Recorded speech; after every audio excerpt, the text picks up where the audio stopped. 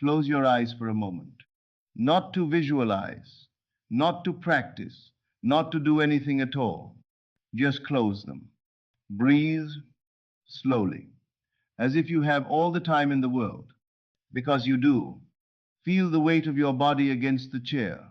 Feel the simple fact of your breathing in, out happening without any effort from you whatsoever. You are not making yourself breathe.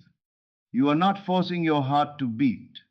The deepest, most essential functions of your existence are happening right now in complete, effortless, trustful surrender. And they have been happening every moment of your life, without struggle, without monitoring, without you needing to control them. Now open your eyes. And let me ask you something.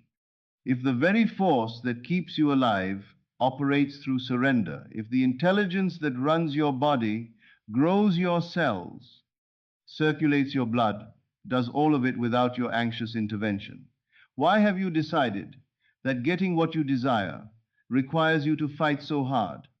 Why have you decided that the same power that manages the unfathomable complexity of a living human being needs your worry to help it manifest a relationship, a sum of money, a healed body, a changed circumstance?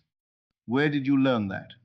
Because I want to suggest to you tonight that everything you've been taught about effort, about striving, about grinding your way toward what you want, all of it, every last piece of it, is precisely backwards.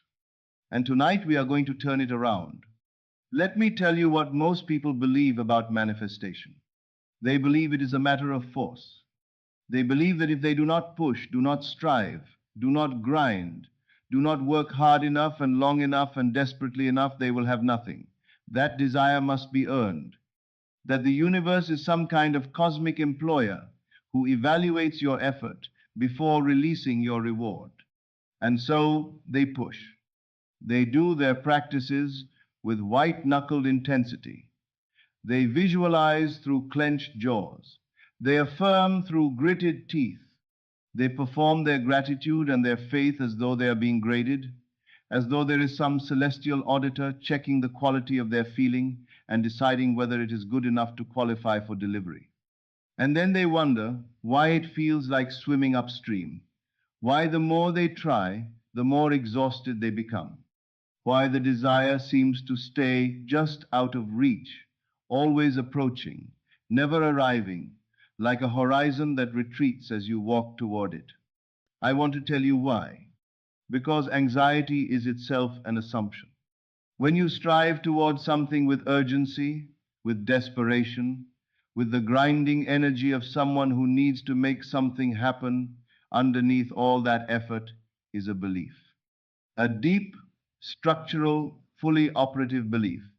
It is not yet done. That is what all that striving is saying.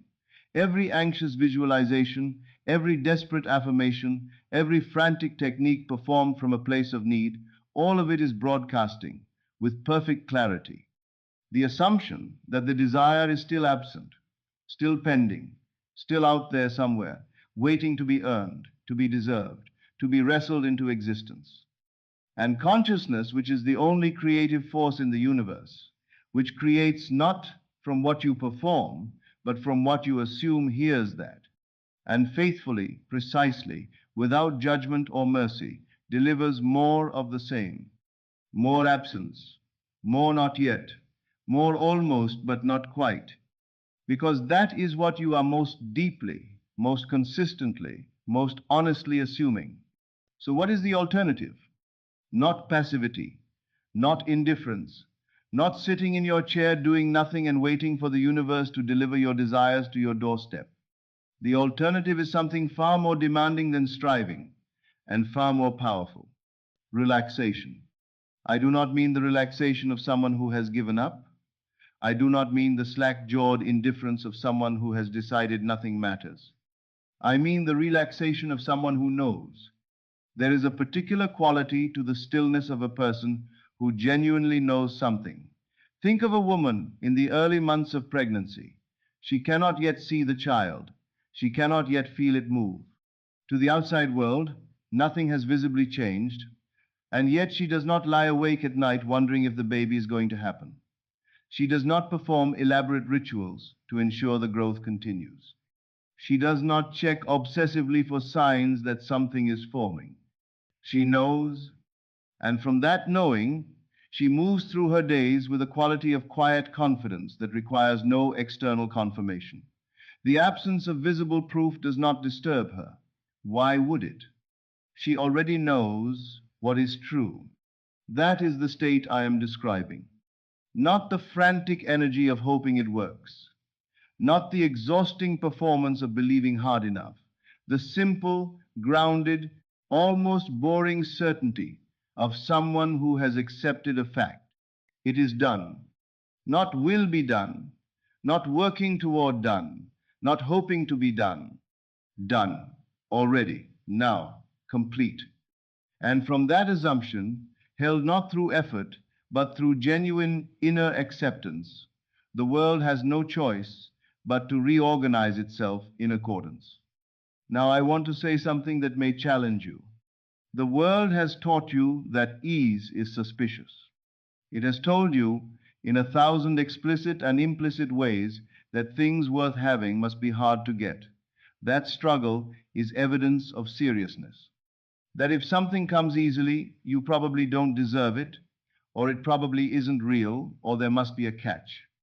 And so when someone says to you, relax, let go, stop striving, something rises up defensively. It says, but if I stop pushing, everything will fall apart.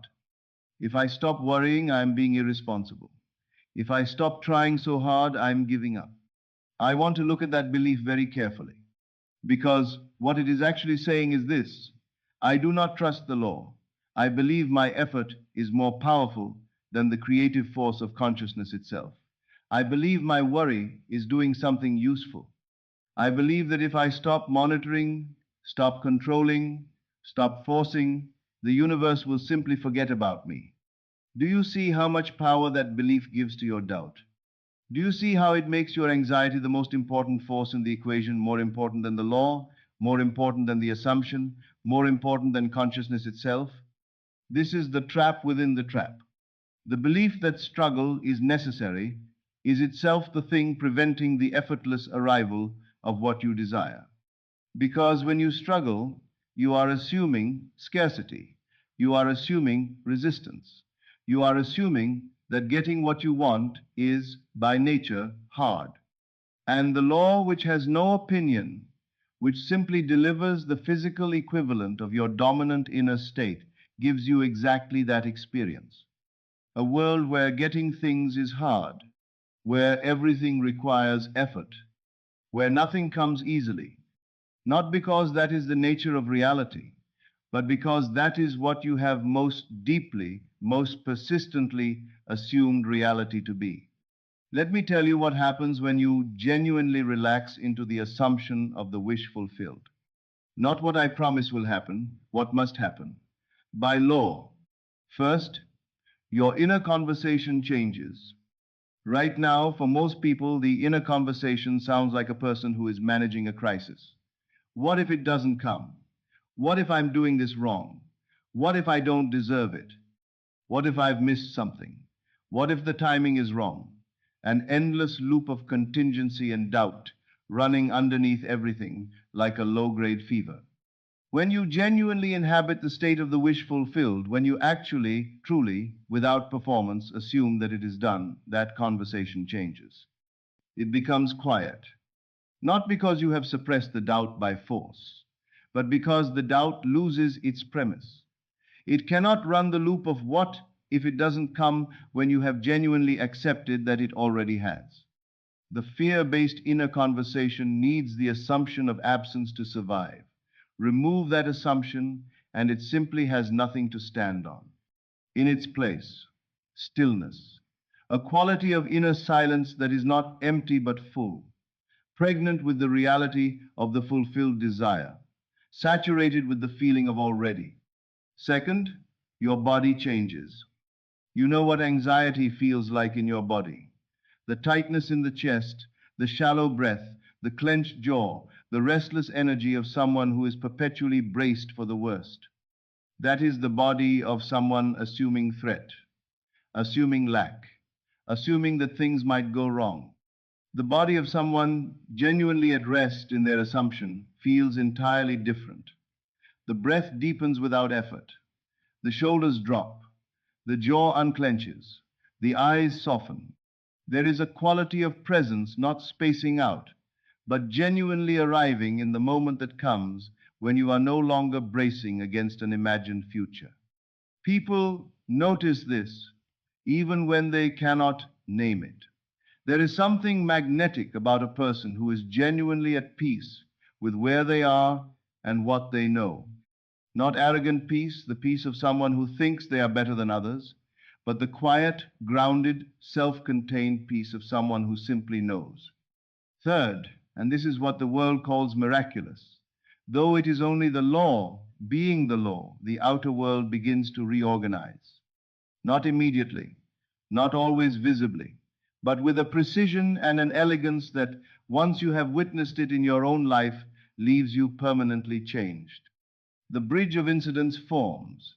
The right person appears in an unexpected conversation. The email arrives from a direction you never anticipated. The solution presents itself in a moment of stillness rather than in any moment of striving. The circumstance shifts not because you forced it, but because you stopped pushing against it. And in that release, the current of your assumption was finally free to move. I want to address the objection that is sitting in the back of some of your minds. But I can't just do nothing. I have responsibilities. I have actions to take. I have a life to live. Yes, you do. And I am not asking you to stop acting. I am asking you to change the state from which your action flows. There is action that comes from anxiety, from the desperate, grinding energy of someone who is trying to force a result. This action is exhausting. It is effortful in a way that depletes rather than energizes. It often produces results that have to be maintained by more effortful action because they were built from the assumption of struggle and therefore perpetuated. And there is action that comes from assumption, from the natural, almost effortless movement of someone who knows where they are going and is simply walking there. This action does not feel like striving. It feels like expression, like the flower that doesn't strain to bloom, it simply blooms, because that is the natural outgrowth of what it already is. When you are genuinely inhabiting the state of the wish fulfilled, the actions you take are different in quality. They arise naturally, from the inside out, rather than being forced mechanically from the outside in.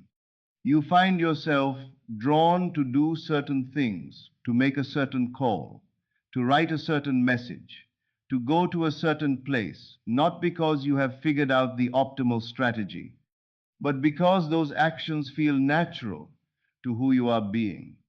And the results of those actions tend to be disproportionate to the effort involved, because they are not powered by your anxiety, they are powered by your assumption. And assumption is a far more efficient engine than effort. Let me say something about the harvest. When a farmer plants seeds, he does not dig them up every day to check whether they have germinated. He does not lie awake at night wondering if the seeds are growing. He does not perform elaborate rituals over the soil to try to accelerate the growth. He plants, and then he trusts the process. He goes about his days knowing, not hoping, not wishing, not performing that the harvest is coming. Because he understands that once the seed is in the ground, in good soil, the growth is not a matter of his effort. It is a matter of law, of nature doing what nature does when the right conditions are met. Your assumption is the seed. The soil is consciousness. And the law which does not fail, which has never failed, which cannot fail any more than gravity can fail, is the force that grows the seed into its harvest. Your role is not to make it grow. Your role is to not dig it up, to not interrupt the process with doubt, to not disturb the soil with anxiety, to not keep demanding proof of germination before the shoot has had time to appear above ground. Your role is to plant with genuine assumption, not performed assumption, not hoped assumption, but genuine, settled, bone deep acceptance of the fact, and then to rest. To water the seed with your faith, to shine upon it with the warmth of a consciousness that knows, beyond any need for external proof, that the harvest is coming. And it will come, not because you earned it, not because you deserved it, not because you performed your practice correctly or believed hard enough or did everything right, because you planted the seed, and planting is always followed by harvest. That is the law, and the law does not fail. Now let me speak to the moments of contradiction, because they will come. You will settle into this state of quiet knowing, and then something will happen that seems to contradict everything. The circumstances will scream. The evidence will press against your assumption with what feels like overwhelming force, and something inside you, old, deeply grooved, familiar, will say, "You see, you were foolish to believe. Look at what's actually happening." In that moment, you will be given a choice. You can react. You can take the bait of appearances. You can let what you see determine what you assume. You can abandon the state and descend back into the anxiety and striving that feels, at least, like doing something. Or you can do something far harder and far more powerful. You can remain. You can look at what appears to be contrary evidence and say quietly, privately, with the certainty of someone who understands how the law works, "This is old data. This is the echo of a prior state. This is not the current creative force in my life. I see it, I acknowledge it, and I refuse to let it determine my assumption." And then you return to the stillness, to the knowing, to the acceptance of the wish fulfilled. Not frantically, the return itself should be relaxed. A gentle coming back, like refocusing your eyes. "Oh, I drifted. Here is the state. I am here again." And you settle. And the law, which never stopped working, continues its work. Every time you make this choice to remain in the state rather than react to the appearance, you do something profound. You demonstrate to your own consciousness that your inner knowing is more real to you than your outer circumstances. And consciousness, registering this choice, deepens the assumption.